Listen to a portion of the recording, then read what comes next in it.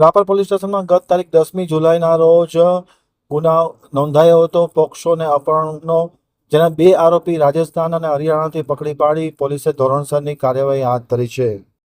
હવે જોઈએ રાપર આમતક ન્યૂઝ બ્યુરોનો એક વિસ્તૃત અહેવાલ. રાપર પોલીસને મોટી સફળતા. પોસ્કો અને અપહરણના કેસમાં 2 આરોપીને રાજસ્થાનથી ઝડપી પાડ્યા છે. ગત તારીખ 10/7ના રોજ નોંધાયેલા ગુનામાં ઝડપી કાર્યવાહી રાપર પોલીસ દ્વારા કરવામાં આવી છે. પોલીસે 2 આરોપીને ચોક્કસ બાતમીના આધારે રાજસ્થાન અને હરિયાણાથી પકડી પાડ્યા છે. ઝડપાયેલા બંને આરોપી વિરુદ્ધ ભારતીય ન્યાય સંહિતા 2023 કલમ 137(2) 67 તેમજ પોક્સો એક્ટ કલમ 18 હેઠળ ગુનો દાખલ કરવામાં આવ્યો હતો.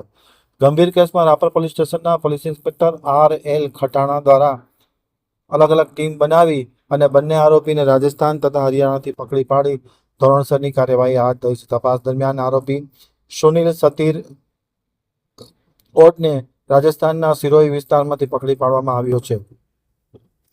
આ કેસમાં મદદગારમાં રહેલા સહ આરોપી મોહિત રઘુવીરસિંહ ઓડ હિસાર હરિયાણાથી પકડી પાડવામાં આવ્યા છે. બંને આરોપી વિરુદ્ધ ગુનો દાખલ કરી તપાસ હાથ ધરી છે.